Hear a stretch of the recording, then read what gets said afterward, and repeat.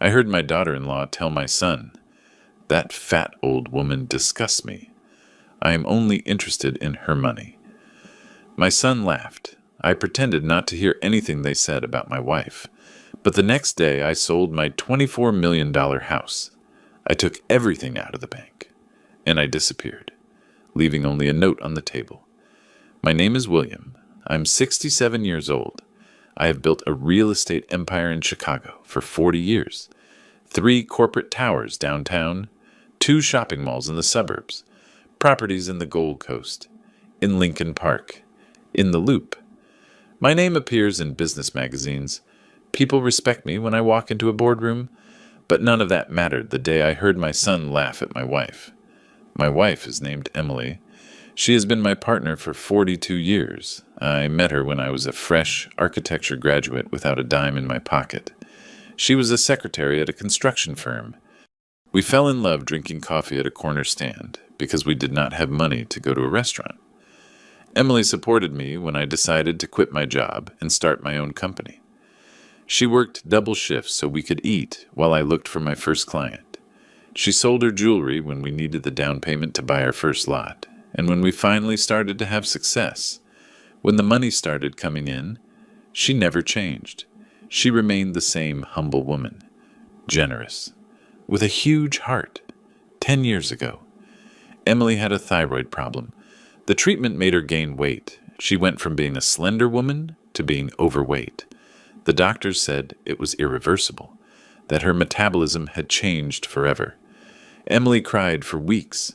She looked in the mirror and did not recognize herself. "I am no longer the woman you married," she told me one night. I hugged her tight.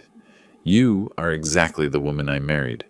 The one who loved me when I had nothing, the one who built this with me. Your body changed, but your soul remains the same, and it is your soul that I love." Since then, Emily learned to accept herself. It was not easy, but she did it. I loved her just the same, more even, because now I understood her strength in a way I did not understand before.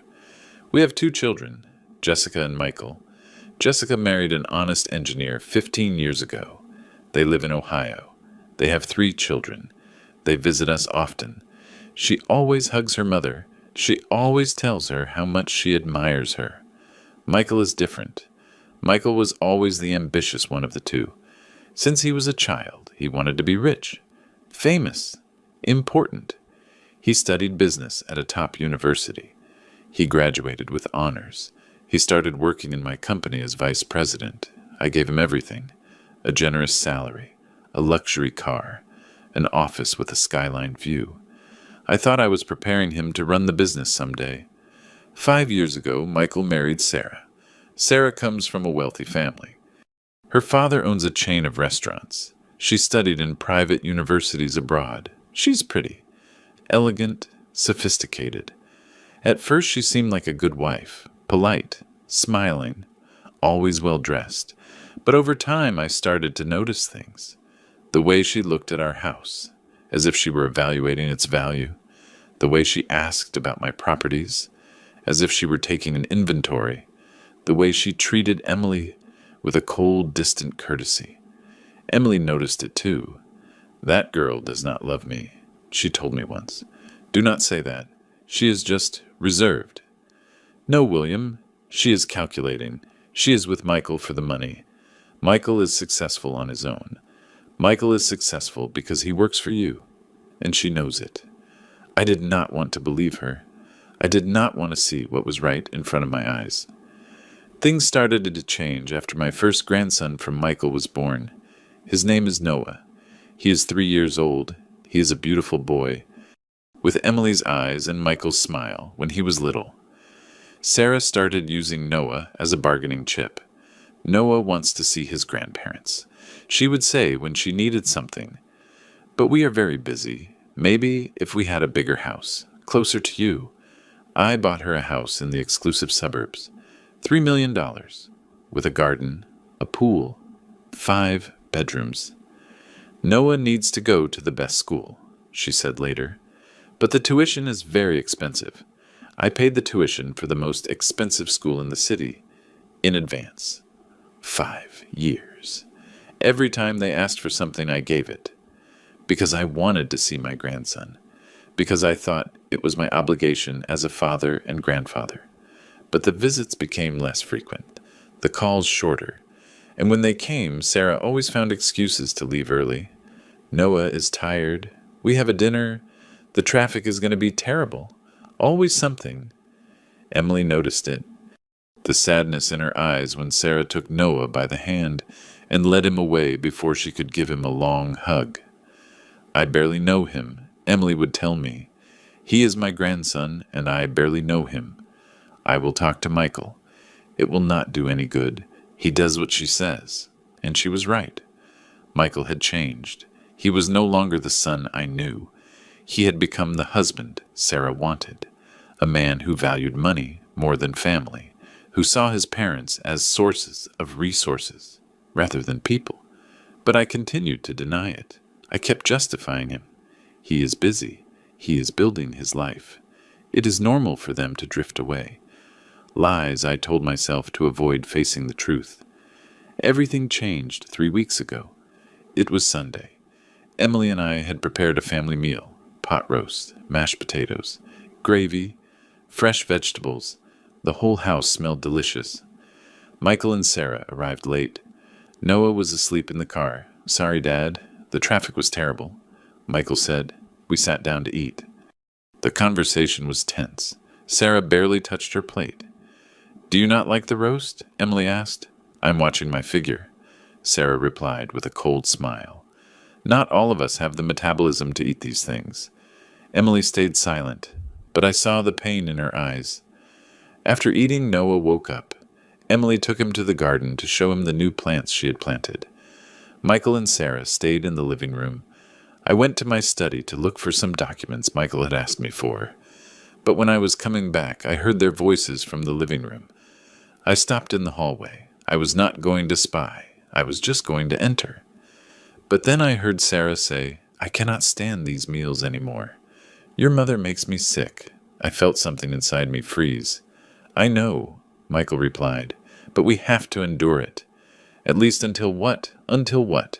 Until your dad leaves the inheritance and we can forget about coming to this house? Something like that. Sarah laughed, a cold laugh. That fat old woman disgusts me. I'm only interested in her money. Well, your dad's money. But she is a nuisance. My heart stopped beating, and then Michael, my son, my blood. He laughed. I know. But it is part of the package. We put up with the fat woman a few more years, and then we forget about her. And Noah, won't he want to see his grandparents? We will invent something. That they went on a trip. That they are busy. Something. By the time he realizes it, he won't even remember them. I felt my legs trembling. I had to lean against the wall so I would not fall. My son, my own son, speaking like that about his mother, the woman who gave birth to him, who raised him, who sacrificed everything for him, and me standing there, listening, unable to move. I took a deep breath. I walked into the living room as if I had not heard anything. Here are the documents, I said with a calm voice. Michael and Sarah turned around. Their faces were normal, smiling, as if they had not just shattered my heart. Thanks, Dad, Michael said, taking the papers. Sarah smiled at me. William, the food was delicious. Thank Emily for us. I nodded. I could not speak. If I opened my mouth, I was going to scream. They left half an hour later. Emily said goodbye to Noah with tears in her eyes. The boy hugged her. I love you, Grandma. I love you too, my love. So much. When the car drove away, Emily looked at me. Are you okay? You look pale. I am fine, just tired. That night I did not sleep. I stayed awake staring at the ceiling, thinking about what I had heard, about my son's laugh, about Sarah's words. That fat old woman disgusts me, and my son laughing. The next day I made a decision. I woke up early. Emily was still sleeping. I looked at her. My wife, my partner, the woman who had given everything for our family. And I decided that no one, absolutely no one, Was going to disrespect her again. I called my lawyer. Robert, I need to see you today. It is urgent. What happened, William, I will explain later. Can you make it in an hour? Sure. I will see you at your office. Then I called my accountant. Mark, I need liquidity. A lot of liquidity. Fast. How much? Everything. Everything? Are you talking about millions? Yes? Everything. I want to sell everything. The properties, the buildings, the investments, everything. There was a silence. William, that is going to take time. And you are going to lose money if you sell so fast. I do not care. Find buyers, whoever they are. I have 2 weeks to liquidate everything. 2 weeks. That is impossible. Do what is possible. I will pay you whatever is necessary. Okay? But you're going to have to explain to me what is going on. Later. The next 2 weeks were a whirlwind. I sold the house in the suburbs. I sold the buildings downtown. I sold the commercial spaces.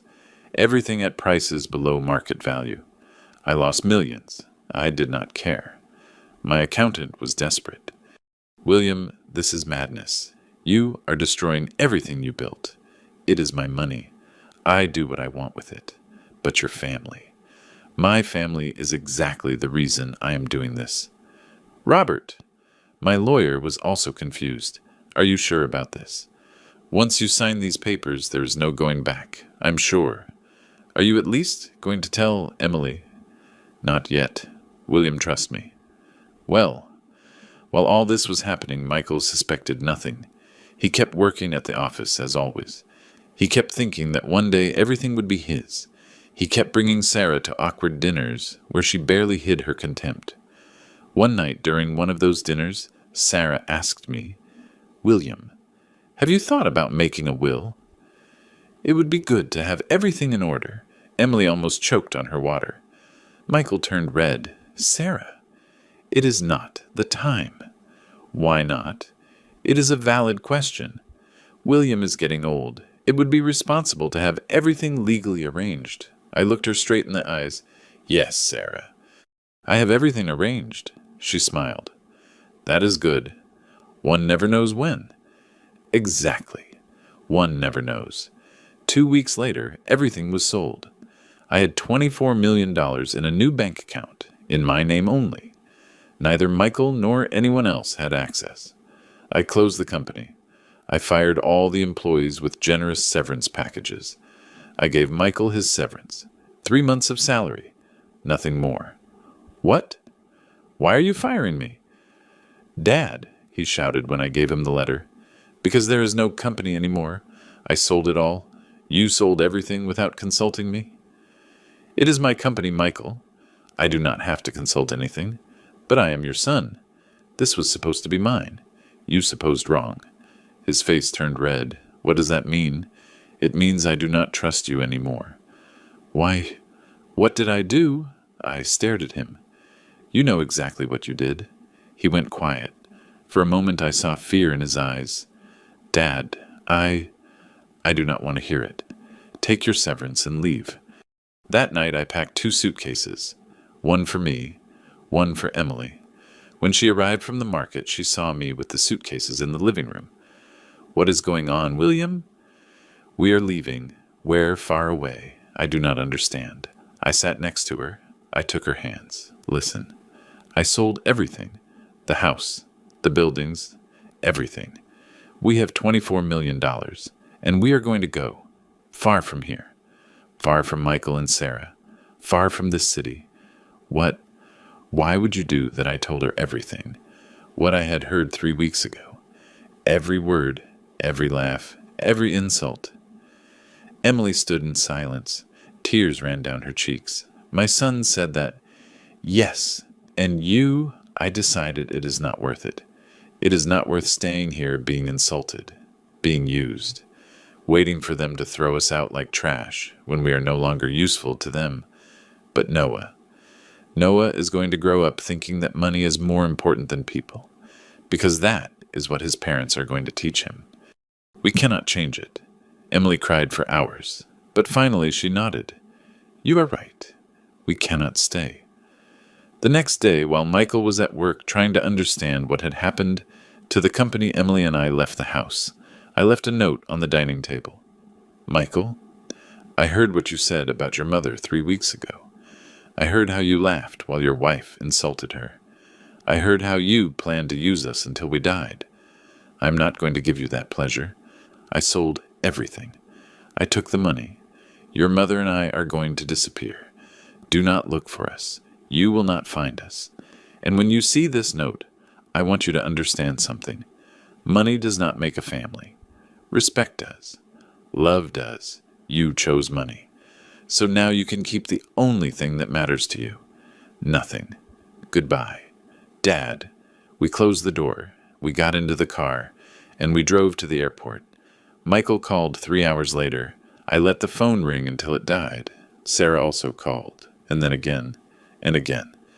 I turned off my phone. Emily turned off hers, and as the plane took off, as Chicago disappeared beneath us, Emily squeezed my hand. Where are we going? Anywhere we can live in peace. And Jessica can visit us whenever she wants. She does love us. She does respect us. Emily smiled for the first time in weeks. You did the right thing, William. Yes, I did. The plane landed in Florida at 3 in the afternoon. I chose a quiet coastal town because it was far enough from Chicago, because no one would look for us there, and because I had always dreamed of living near the sea when I retired. Emily looked out the taxi window as we drove toward the center. The palm trees, the pastel-colored houses, people walking calmly under the sun. It is beautiful, she said. Yes, it is. We stayed in a small hotel near the beach, nothing luxurious. A simple room with air conditioning and a comfortable bed. That was all we needed. That night, while we had dinner at a local restaurant, Emily asked me, Do you really think we did the right thing? What do you think I do not know? Noah. I miss Noah. I do too. But Noah will be fine. He will grow up surrounded by luxury. He will have everything money can buy. Except grandparents who truly love him. That is the price Michael chose to pay. Emily nodded, but I saw the sadness in her eyes, the pain of a mother who has just lost her son, not to death, to something worse, to greed. The first few days in Florida were strange. We had no routine. We had no obligations. For the first time in 40 years, I had no meetings, no calls, no contracts to review. It was liberating, but also terrifying. What are we going to do now? Emily asked one morning. Live. Just that, just that. We started exploring the town. We walked along the boardwalk. We visited museums. We ate at local markets. We tried seafood we had never had time to enjoy before. Slowly, Emily started to smile more, to relax, to forget, even if only for moments, the pain Michael had caused. 1 week after our arrival, I bought a new phone, with a number no one knew.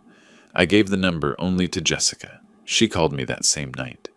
Dad, is that you? Yes, honey, it is me. My God. Michael is desperate. He has been calling me every hour. He says you disappeared, that you sold everything. What happened?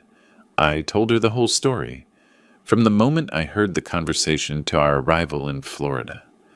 Jessica remained silent for a long time. Then she said, I always knew Sarah was a snake, but I never thought Michael, that my brother, your brother, chose his path. And now what? Are you going to stay there forever? For now, yes. We need peace, Jessica. We need to be far from all that. I understand. Can I come visit you whenever you want? But do not tell Michael where we are. I would never. Jessica came to visit us 2 weeks later. She brought her 3 children. We welcomed her at the airport with long hugs and tears. Mom, you look better, Jessica said, hugging Emily. I feel better, without the pressure, without the judgmental looks. Michael is an idiot. He always has been. But this is unforgivable. We spent a wonderful week together. We took the kids to the beach. We visited the nature reserves. We ate fresh fish and key lime pie. We laughed. We cried. We healed. Before leaving, Jessica told me, "Dad, I know you did the right thing. Michael needs to learn that he cannot treat people like that, especially his own mother." "Thank you, honey. That means a lot. I love you, Dad. I love you both." Meanwhile, back in Chicago, Michael was collapsing. Jessica told me what she heard through common relatives, how Michael had gone to the house and found the note, how he had screamed, how he had broken things. Sarah, on her part, was furious, not because they had lost the family relationship, but because they had lost the inheritance. "That stupid fat woman ruined everything," she told Michael. According to what Jessica heard from a cousin, Michael had tried to track me down. He hired a private investigator, but I had been careful. I closed all my old bank accounts. I opened new ones under complicated legal structures. I used cash for most transactions. It was impossible to find me, at least not easily. A month after our arrival, I decided it was time to settle down permanently. I found a house in a quiet beach community. It was small, 3 bedrooms, a garden with palm trees, and most importantly, it was 5 minutes from the beach. It cost $200,000. I bought it in cash, under the name of a company my trusted lawyer created specifically to protect our privacy. Emily cried when she saw the house. "It is perfect. Do you really like it? I love it. It is everything I always dreamed of." We moved in a week later. We bought simple furniture. We decorated with local art. We planted flowers in the garden. It was a new beginning, a new life. The mornings were quiet. I woke up early, made coffee, went out to the terrace and looked at the sea, the sound of the waves, the fresh breeze, the sun rising on the horizon. Emily joined me half an hour later. We drank coffee together in silence, enjoying the moment. No rush, no pressure. "Do you miss Chicago?" she asked me one morning. "No. Do you?" "Only Jessica and the kids. But they can come whenever they want. And Michael." She went quiet. Then she said, "I miss the boy he was, not the man he became." That answer broke my heart, because it was exactly how I felt. 2 months after our arrival, something unexpected happened. I was at the local market buying fish when a man approached me. William Aguirre. I felt my heart stop. How had he found me? "Who asked my name is James Miller. I'm a business reporter. I wrote several articles about you years ago. I have nothing to say. Please, just 5 minutes. I am writing a book about successful entrepreneurs who retired young. Your story would be perfect. I am not interested." "William, there are rumors that you sold your entire empire overnight, that you disappeared without explanation. People have theories. Some say you were in legal trouble, others that you had an existential crisis. I would like to tell the truth. The truth is private, I understand. But your story could inspire others. Entrepreneurs who are trapped in the race for wealth, who have forgotten why they started. You could show them that there is another way." I stood there thinking. Part of me wanted to tell him to go to hell, but another part, a small part, wanted people to know, wanted Michael to know, wanted Sarah to know. One interview, just one, and do not mention where I live. Deal. We sat in a cafe near the beach. James took out a recorder. "Why did you sell everything?" he asked. "Because I realized I was building an empire for people who did not appreciate it, who only saw numbers, not sacrifice, not history, just money." "Do you mean your family?" "I mean the people who were supposed to care, but who only cared about themselves." That is very philosophical. It is not philosophy. It is reality. I spent 40 years building something, and in one moment I understood I was building it for the wrong people. And your wife, how did she take the decision? My wife is the reason I took the decision. Someone insulted her, someone who should have loved her, and I decided she deserved better than living surrounded by people who despised her. James stopped writing. He looked at me. "Your own son," I did not answer. But my silence was answer enough. "William, That is a powerful story. It is not a story. It is my life. The article was published 3 weeks later. Jessica sent me a photo. It was the cover of a major business magazine. My photo from years ago. The headline read, William Aguirre, the millionaire who chose dignity over money. The article told everything, from my humble beginnings to my decision to sell it all. James respected my request not to reveal my location, but he did mention I had retired to a quiet place by the sea. The article went viral. People shared it on social media. There were comments of support, of admiration, but also of criticism. He abandoned his family. How selfish. Old people go crazy. I did not care. I was never going to care what strangers thought. Michael saw the article. Jessica told me he called her crying. Dad made me look like a villain. Everyone is going to think I'm a bad son. That is because you are a bad son, Jessica replied. How can you say that? Because it is true. You insult Mom. You use Dad. And now you are angry because there are consequences. Michael hung up. He did not call Jessica again for weeks. Sarah, according to what Jessica told me, was destroyed, not emotionally. Financially, the house I had bought them had a huge mortgage. Michael had no job. Their savings were running out. And worst of all, people recognized them at social events. Aren't you the family from the article, the ones who mistreated the dad? Sarah stopped going out. She stopped going to her exclusive clubs. She stopped posting on social media. Her perfect world, built on my money and my effort, was collapsing, and I felt not an ounce of pity. Emily, on the other hand, was blooming. She had started giving cooking classes to local ladies in our house. She loved it. She shared recipes. She learned local recipes. She laughed. She enjoyed herself. I never thought I would be this happy. She told me one afternoon while we prepared dinner together, really, in Chicago I was always stressed, worried about what people thought, about how I looked, about if Michael and Sarah were happy. And now I do not care about any of that. I only care about us. I hugged her. You are the strongest woman I know. I learned from you. 6 months after our arrival, something extraordinary happened. I was on the beach early in the morning when I saw a small boy playing in the sand. He was maybe 4 years old. He was alone.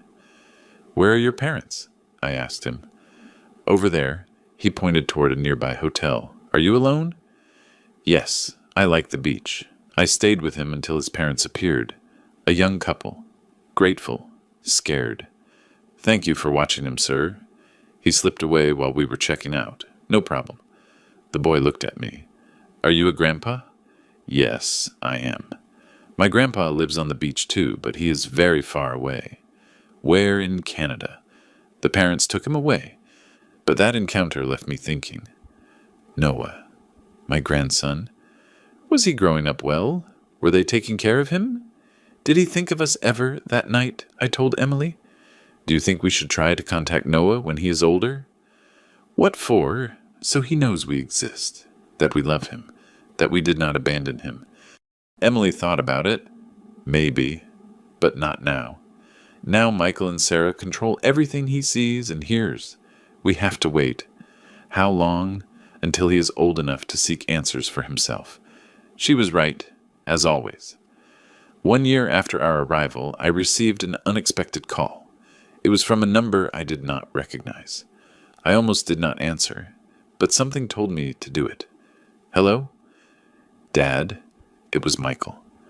My heart raced. I had not heard his voice in a year. How did you get this number, Jessica? I begged her. She said if I really wanted to talk to you, I would find a way. What do you want to talk? Just talk. Please. I have nothing to say to you. Dad, please. Just 5 minutes. I was going to hang up, but Emily was watching me from the kitchen. I saw something in her eyes. Not forgiveness, but curiosity. 5 minutes, I said. Michael breathed with relief. Thanks, Dad. I'm sorry. I am sorry for everything. What I said. What I did. The way I treated Mom. Is that all? No. I want you to know that Sarah and I separated. I was surprised. When 3 months ago, when the money ran out, she left. She took Noah and moved in with her parents. She says she does not want me to see my son until I have financial stability. And do you have it? No. I lost everything, Dad. The house, the car, everything. I am living in a small apartment, working in sales. I can barely pay the rent. I felt no pity. That is what happens when you build your life on lies and greed. I know now, but it was too late. Yes, it was too late. There was a long silence. Can I see Mom? He asked finally. Can I talk to her? No. Dad, please. Listen, Michael. What you did has no easy forgiveness. You insulted your mother. You laughed at her. You planned to use us. Now that you lost everything, you want to come back. But it does not work like that. I changed, Dad. I really changed. Time will tell. But for now, the answer is no. And Noah. Do you not want to meet him? He is already 5 years old. That hurt me. But I stood firm. Noah can find us when he is older, when he can understand the truth. For now, he is better off without us complicating his life. That is not fair. Life is not fair, Michael. That is something you should have learned a long time ago. I hung up. Emily approached. Are you okay? I do not know. Did I do the right thing? Yes. Michael needs to learn that actions have consequences. If we forgive him now, he will never truly change. And if he never changes, then we lost our son a long time ago, and we have to accept it. That night, I did not sleep well. I thought about Michael, about the boy he was, about the man he became, and I wondered, where did I go wrong as a father? Did I give him too much? Did I teach him that money was the most important thing? Or did he simply make his own decisions and now had to live with them? I had no answer. I only had questions and pain, but I also had Emily. And I had peace, and I had dignity, and that I discovered was worth more than any fortune. The months kept passing like pages of a quiet book. Emily and I had established a routine that fulfilled us. We woke up with the sun, walked on the beach every morning, had breakfast on the terrace watching the sea. She gave her cooking classes twice a week. I had started writing my memoirs, not to publish them, just to leave a record so that someone someday would understand what had happened. Jessica visited us every 2 months with her children. Those visits were the closest thing to family happiness we had known in years. Her kids called us Grandma and Grandpa without shame. They hugged us tight. They told us their school problems. They asked us for advice. You are the best grandparents in the world. The oldest one told us, a 13-year-old boy named Ethan. Why do you say that? Emily asked. Because you really listen to us. You are not just here out of obligation. Those words reminded me of everything we had lost with Noah, and everything we had gained by walking away. 2 years after our arrival, life had transformed us.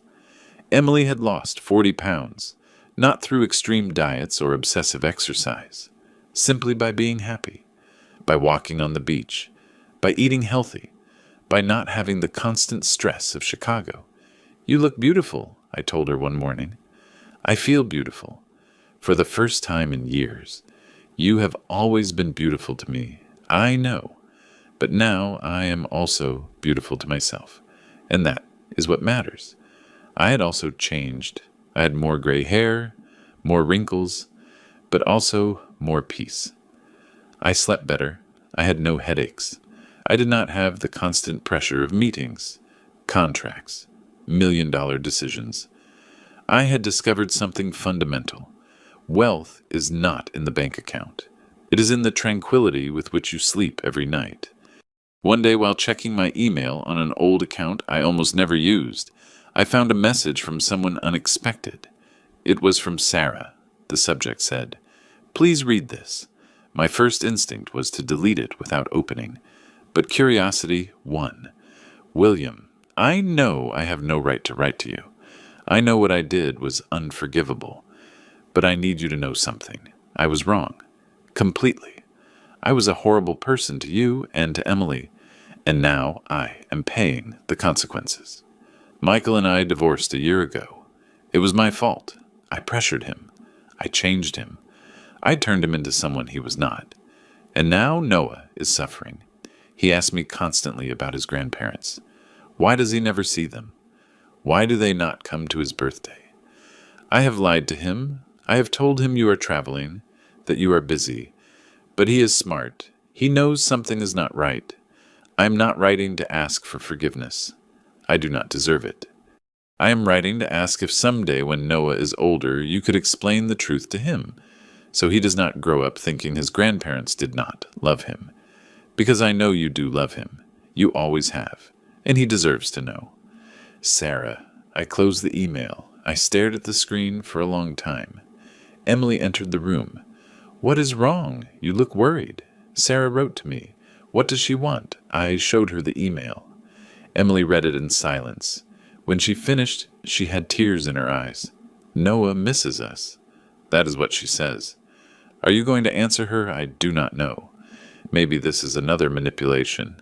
Or maybe she is a mother who realized she ruined everything.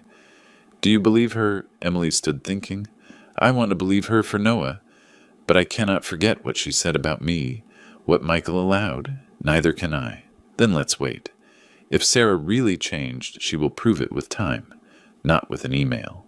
3 months later, Sarah wrote again. This time she attached photos of Noah at his birthday, at school, playing in the park. He had grown so much. He was no longer the baby I had carried in my arms.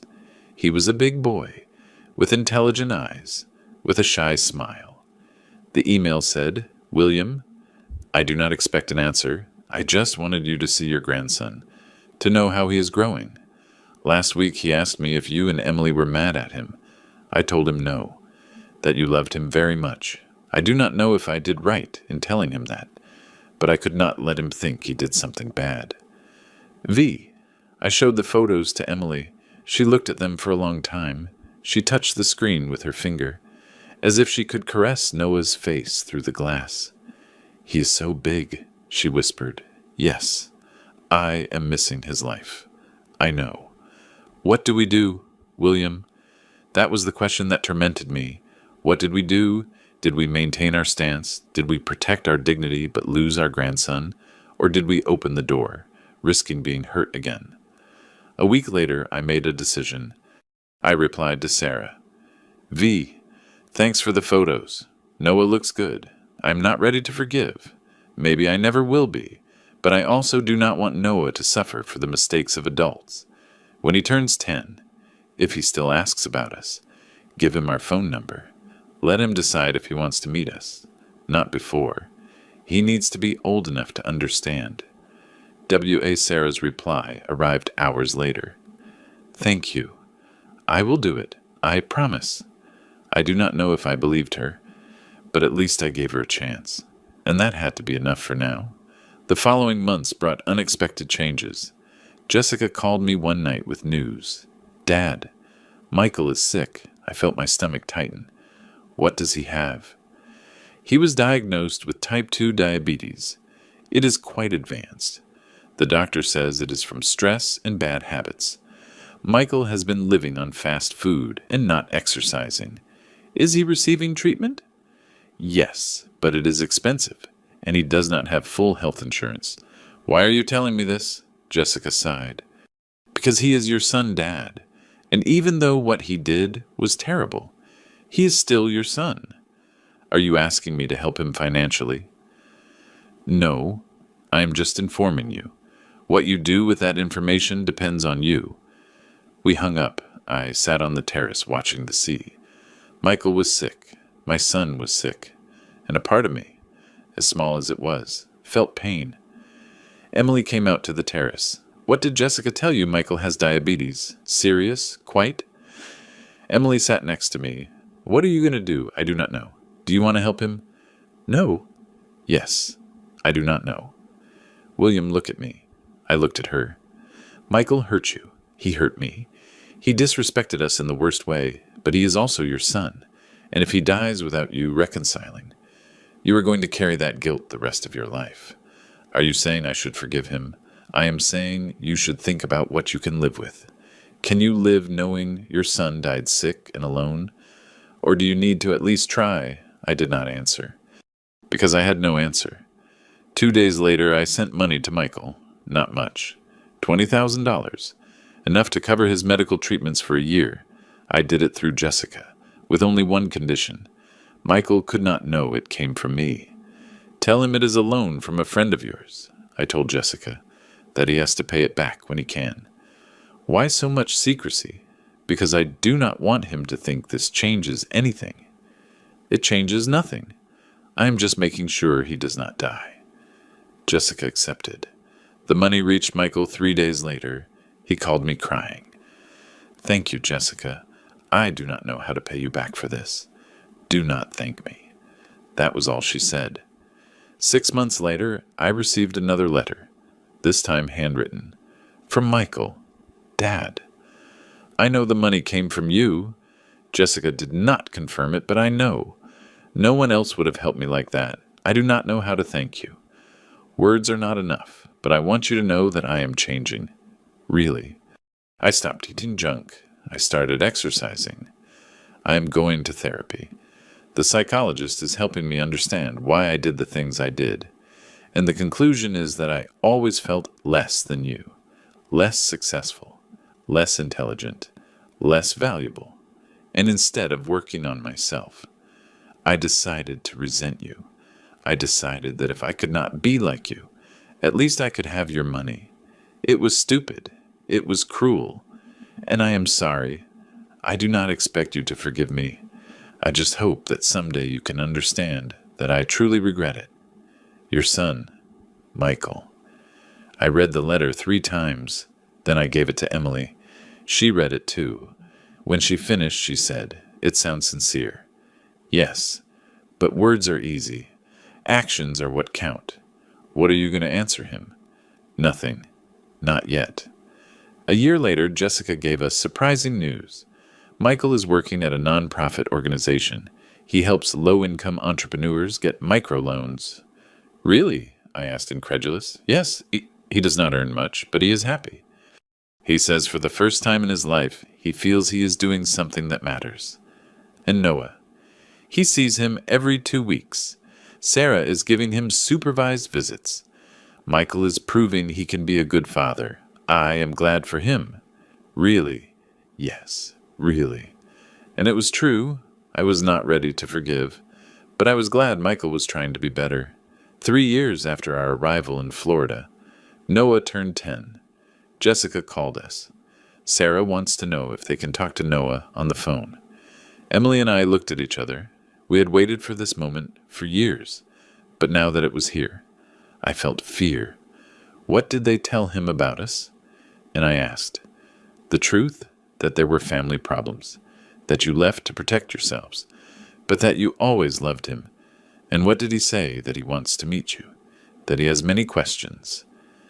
Emily took my hand. Let's do it. The call came that night. It was a video call. We answered with trembling hands. The screen lit up, and there was Noah. He was no longer a small child. He was a preteen, tall, with Michael's dark hair, with Emily's eyes. "Grandma, Grandpa?"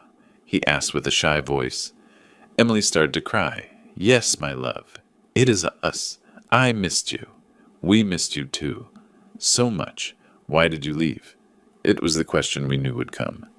But it still hurt, because difficult things happened, I said. Adult things. But it was never because of you. We always loved you. My mom says my dad did something bad. Is it true? I looked at Emily. She nodded. Yes. Your dad made mistakes. Big mistakes. And we needed space.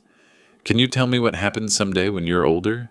For now, the important thing is we want to know you. We want to be part of your life, if you want. Noah smiled.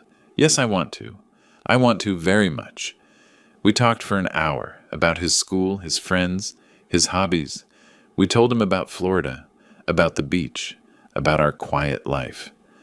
When we hung up, Emily and I hugged each other and cried. The calls with Noah became weekly, every Sunday at 6 in the evening, without fail. We told him stories about when his dad was a boy. We taught him life lessons. We asked him about his problems. And slowly, we were building a relationship, different from the one we would have had if we had never left, but real, genuine. 3 months after the first call, Noah asked, "Can I come visit you?" Emily and I looked at each other. We had expected this question, but we did not know how to answer. Who would bring you? I wondered. My mom says she can bring me, if you agree. Your mom wants to come. She says she wants to ask for forgiveness. In person. 2 weeks later, Sarah and Noah arrived. We picked them up at the bus station. When Noah saw me, he ran toward me. "Grandpa." I hugged him tight. He was solid, real, not an image on a screen. My grandson, in my arms. Emily hugged him next, and she cried and laughed at the same time. Sarah stayed back, nervous, scared. "William, Emily, Sarah," I said with a neutral voice. "Thanks for letting us come. I know I do not deserve it. We did not do it for you. We did it for Noah. I know, and I understand." The next 3 days were complicated. Noah was pure joy. He ran on the beach. He played in the garden. He helped Emily in the kitchen. He listened to my stories about his great-grandmother. He was everything we had dreamed of.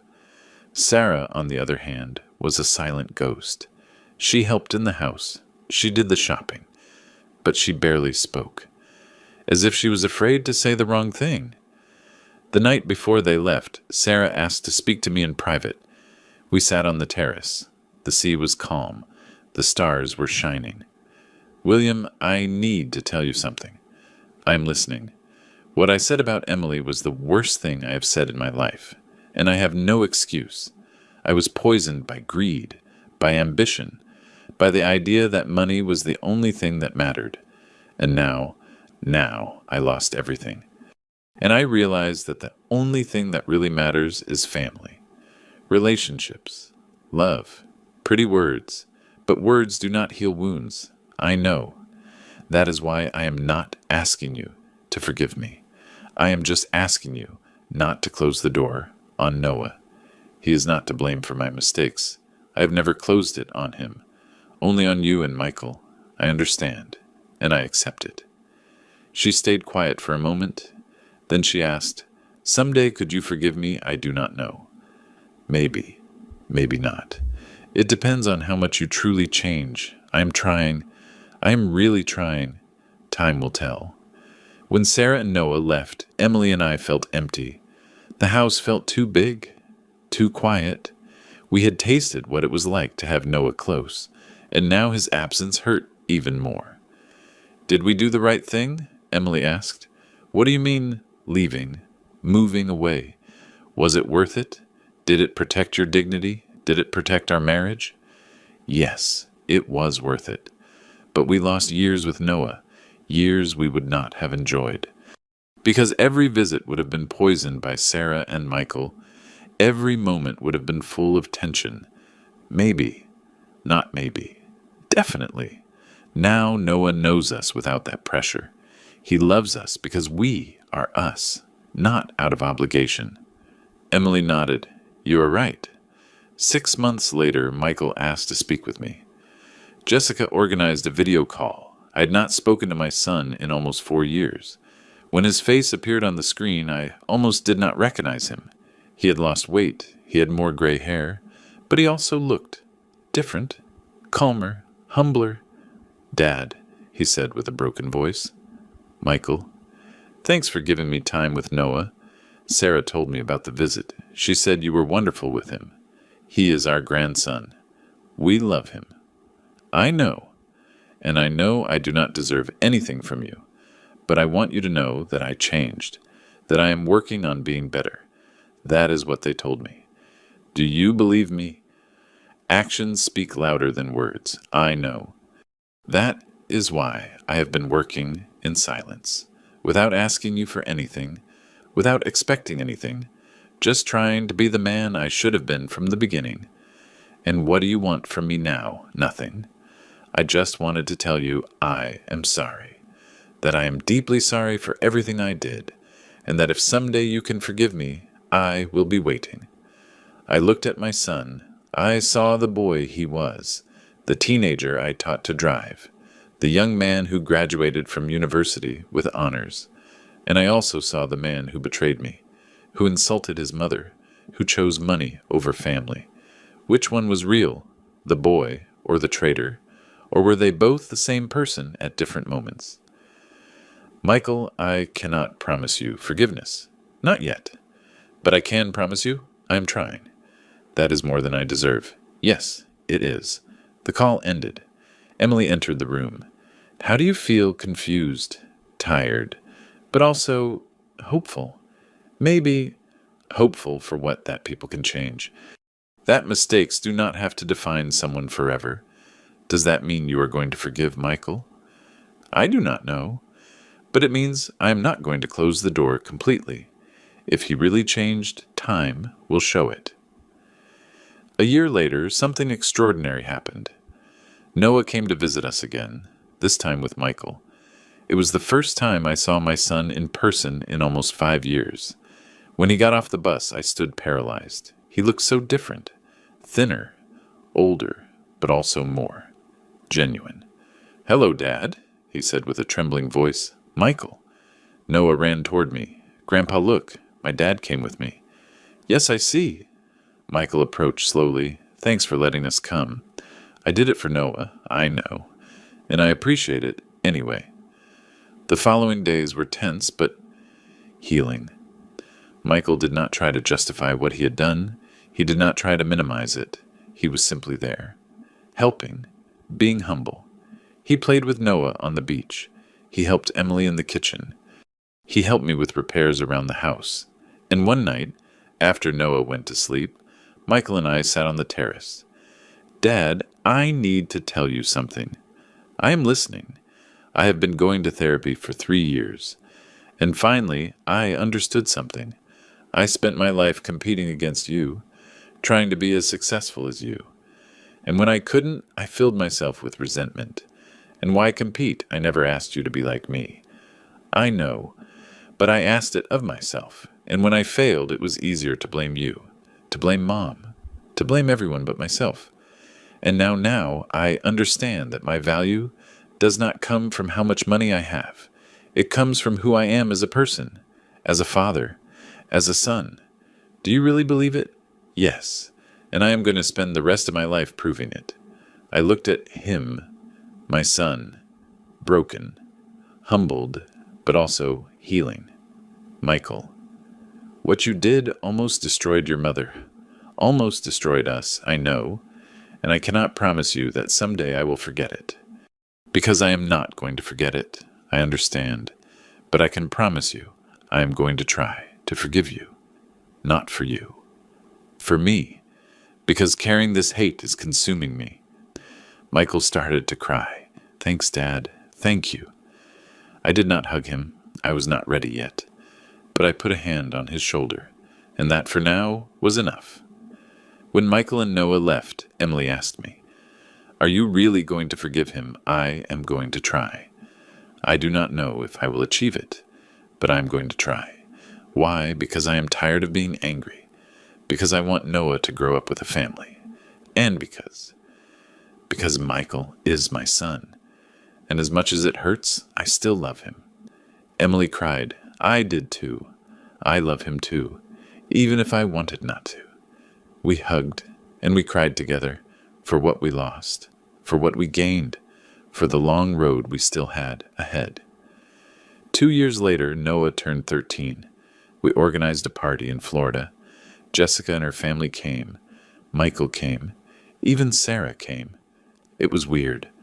Awkward at times, but it was also family. It was not the perfect family I had dreamed of. It was broken, full of scars, but it was healing. During the party, Noah gave a speech. I want to thank my grandparents for not giving up on us, for teaching me that forgiveness is possible, and for showing me what dignity really means. Everyone applauded. I had a lump in my throat. Afterward, Noah approached me. "Grandpa, can I ask you something?" "And anything. Did you ever regret leaving?" I thought about the question. I really thought about it? No. Leaving saved my marriage. It saved my mental health. It gave your grandmother her dignity back.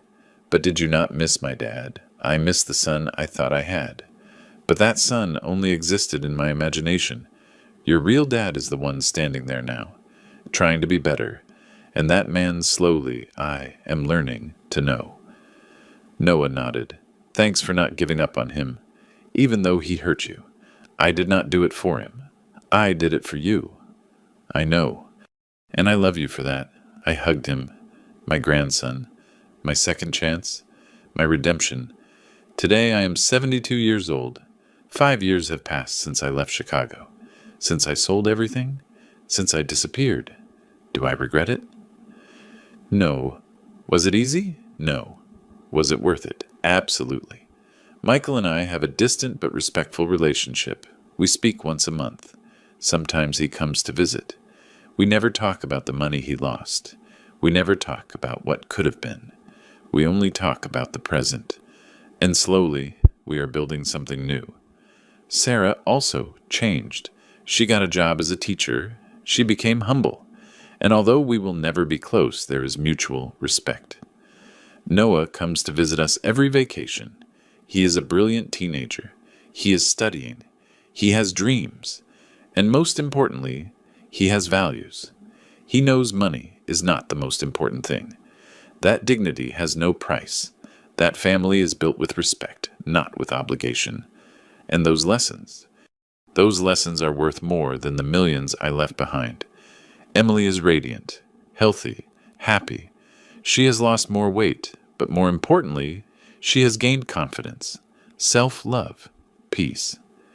Do you miss anything from our previous life? I asked her a few days ago. Only the good things, the rest. The rest can stay in the past. And if you could turn back time, would you change anything? Yes, I would have confronted Michael and Sarah from the beginning. I would have defended my dignity sooner. But you did it for me, and that is something I'm never going to forget. People sometimes ask me if it was the right decision, if I should have stayed, if I should have fought, if I should have forgiven immediately. And my answer is always the same. There is no universal right answer. There is only the right decision for you. For me, leaving was right. It protected my marriage. It protected my mental health. It gave Emily the space to heal. Was it selfish? Maybe. But sometimes selfishness is necessary. Sometimes you have to save yourself before you can save others. And about the note I left that day, the one that said I was taking everything and disappearing, it was the most honest statement I have ever made in my life. Because sometimes the only way to demonstrate your value is by removing yourself from the equation. It is showing people what they lose when they lose you. Michael learned it the hard way, and although it hurts me what happened, I am also glad. Because now he is a better man, a better father, and that in the end was what I always wanted. Today is a special day. Noah turns 18. He is no longer the little boy we barely knew. He is a full-grown young man. He is about to enter college. He wants to study social work. I want to help families in crisis, he told me last week. Families like ours. So they find solutions before it is too late. His words filled me with pride. From everything bad that happened, something beautiful came out. A conscious, empathetic, brave young man. We organized the celebration in Florida. It is a big party. Everyone came. Jessica with her family. Her kids are teenagers too. Ethan is 16 and wants to be an architect like I was. Michael arrived early to help with preparations. He comes alone. He remarried a year ago to a simple woman. A teacher like Sarah, but different, genuine. We met her 6 months ago. Her name is Rachel, and she treats Emily with respect, with real affection. Sarah is also here. She came with her new boyfriend, a hard-working man who runs a mechanic shop. She looks happy, calm. She no longer has that calculating look from before. And us. Emily and I are in the center of everything, surrounded by family, by love, by respect. Who would have thought 5 years ago Emily whispers to me while we watch everyone mingle? No one. Absolutely no one. You did the impossible, William. You rebuilt this family? No. We rebuilt it together. Everyone had to do their part. During dinner, Noah asks for silence. I want to say something, he announces with a firm voice. We all stop talking. We look at him. When I was a kid, I did not understand why my grandparents were not there. Why all my friends saw their grandparents often and I did not. It hurt me. It made me feel different. I see Emily squeeze my hand. But when I turned 10, everything changed. I met my grandparents by video call and then in person, and I understood that sometimes love means walking away, means protecting yourself, means saying no when everyone expects you to say yes. Michael looks down. I see tears in his eyes. My grandfather taught me that dignity is not negotiable, that respect is the basis of everything, and that money is the least important thing. Noah looks directly at me. Grandpa, thanks for not staying in a situation that hurt you. Thanks for teaching me it is okay to set boundaries, and thanks for giving my dad a second chance when he finally deserved it. My voice breaks. I cannot speak. And Grandma. He continues looking at Emily. Thanks for being the strongest woman I know, for enduring insults and remaining kind, for forgiving even though it hurt. You are my hero, Emily cries openly. Noah approaches and hugs her. Everyone applauds. There are tears on all faces. Later, when the party calms down, Michael approaches me. Dad, can we walk? Sure. We walk along the beach. The sun is setting. The sky is painted orange and pink. Noah is an incredible young man, Michael says. Yes, he is. Thanks for being his grandfather when I could not be his father. You were always his father. You just lost the way for a while. Michael stops. He looks at me. Dad, I never asked you. Did you ever forgive me? It is the question I have avoided for years. Forgiveness is complicated, Michael. It is not a switch you turn on or off. I know, but I need to know. I need to know if someday I can regain your trust. I look at the sea. The waves come and go. Constant, eternal.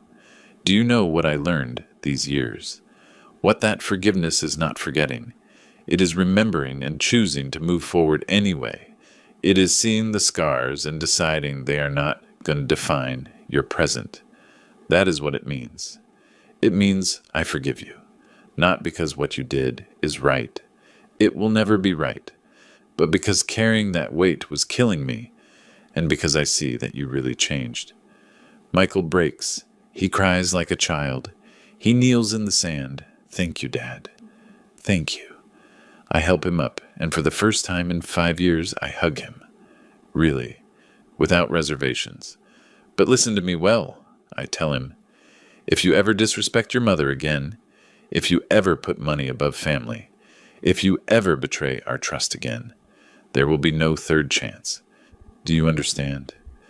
Yes, I understand, and I swear it won't happen. It better not. We return to the house. Emily is in the kitchen with Rachel and Sarah. The three are making coffee. It is a surreal scene.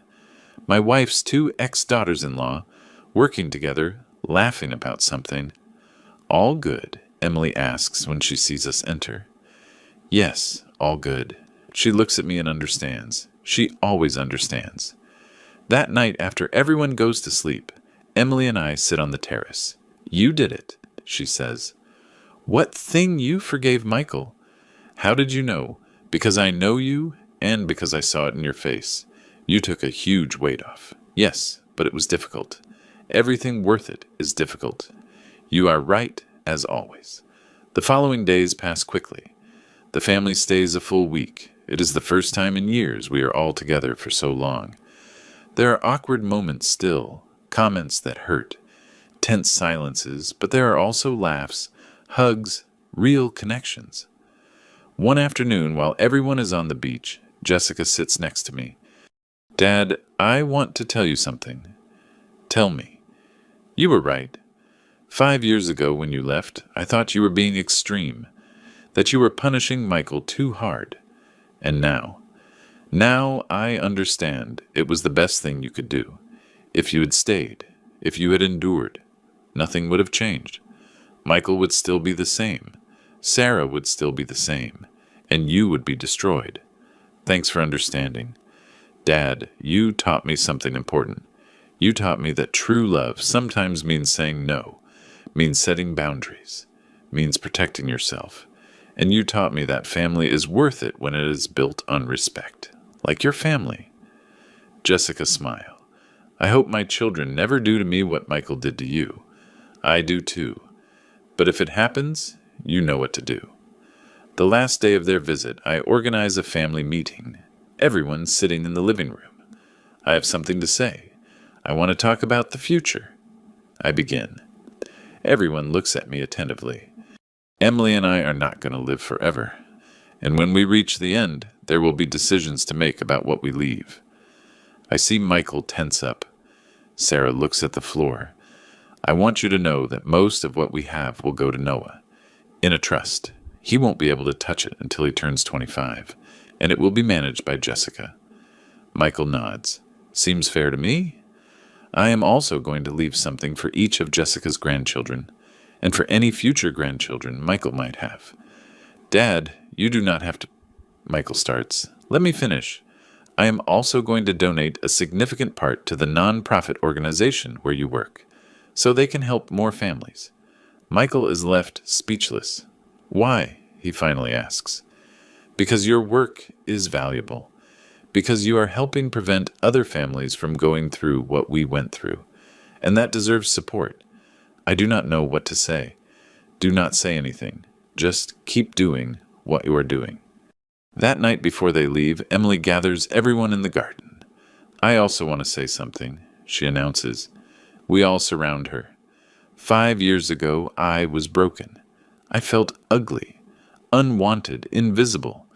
And the worst is that the people who were supposed to love me made me feel that way. She looks at Michael and Sarah, not with hate, with sadness. But William saved me. He took me far away. He gave me space to heal. And here in this quiet place, I found myself again. She has tears in her eyes. I'm not telling you this to make you feel bad. I tell you so you understand something important. Words have power. Insults leave scars. And sometimes those scars never heal completely. Emily, Sarah starts. Let me finish. I have forgiven you, both of you, because carrying that resentment was making me sick. But forgiving does not mean forgetting. The scars are still there. She points to her heart. But there are also good scars, the ones that come from healing, from growing, from being stronger. She smiles. So thank you. Because without that pain, I never would have discovered who I really am. And it turns out I am much stronger than I thought. Everyone applauds. Noah hugs his grandmother. Michael cries in silence. And me. I feel proud of the woman standing next to me. The warrior. The survivor. My Emily. Today, while I write these last words, I am 73 years old. 6 years have passed since I left that note on the table and disappeared. 6 years since I took the most difficult decision of my life. Do I regret it? Never. Was it easy? Never. Was it worth it? Every damn second. I learned important things in these years. I learned that dignity is not negotiable. That respect is the most valuable currency that exists. That money is important, but never more important than your peace of mind. I learned that forgiveness is a process, not an event. That you can forgive and still maintain boundaries. That you can love someone and decide to be far from that person. I learned that family is not about blood. It is about respect, about genuine affection, about being present when it matters. And I learned that sometimes the best decision is the most radical one, the one no one expects, the one everyone criticizes. Because at the end of the day, you are the one who has to live with your decisions, no one else. If someone is listening to this story and is going through something similar, I want to tell you something. You do not have to endure mistreatment. It does not matter who the person is. It does not matter if it is your son, your father, your brother. No one has the right to disrespect you. And if you decide to walk away, you are not a coward. You are brave, because it takes more courage to leave than to stay and endure. Your dignity is worth more than any relationship. Your peace of mind is worth more than any money. And if people criticize you, if they call you selfish, if they tell you that you abandon your family, let them talk. They do not live your life. You do. Emily enters the room. She sees me writing. Did you finish your story? Almost. Only the most important part is missing. What is it? The end. She smiles. She sits next to me, reads what I've written. It is beautiful, she says, but something is missing. What? The part where you say you would do it again. That even though it hurt, even though it was difficult, you would choose the same decision 1,000 times more. She is right, so I write it. I would do it again, 1,000 times. I would sell everything. I would disappear. I would leave that note on the table, because that decision gave me my life back, gave me my wife back, gave me my peace back, and although the road was long, although there were tears, although there was pain, in the end, we found what really matters. Not money, not properties, not success, but respect, dignity, real love, and that friends is priceless. To everyone listening to this story, if someone disrespects you, do not tolerate it. If someone uses you, walk away. If someone makes you feel less, find your value elsewhere. Because you deserve to be treated with dignity. You deserve to be loved truly. You deserve peace. And if to get that, you have to sell everything, disappear and start over, do it. Without fear, without guilt. Because your life is yours, and no one has the right to destroy it. I close the notebook. Emily takes my hand. Ready for the next chapter, she asks. Which next chapter? The one coming. The years we have left. The adventures we still have not lived. I smile. Always ready for adventure. Always. We get up, go out to the terrace. The sun is setting over the sea. I look at the horizon. I think about everything I left behind and everything I found here. And I understand something fundamental. Sometimes you have to lose everything to find what really matters. Sometimes you have to disappear to discover who you really are. And sometimes the craziest decision is the sanest one. Emily rests her head on my shoulder. I love you, she says. I love you too. Thanks for this journey. Thanks to you for having the courage to start it. The sun disappears on the horizon. The stars start to shine. And while the sea sings its eternal song, I understand that this simple, quiet life, next to the woman I love, is more valuable than all the millions I left behind. And if I had to choose again, I would choose this. I would always choose this. My dear friend, if you made it this far, thanks for listening to my story. I hope it taught you something, that it made you think, that it gave you the courage to defend your dignity, because that is the only thing we really have, our dignity, our self-respect, and no one, absolutely no one has the right to take it from you. Take care, respect yourself, love yourself, and if someone does not treat you as you deserve, you know what to do. Forever yours,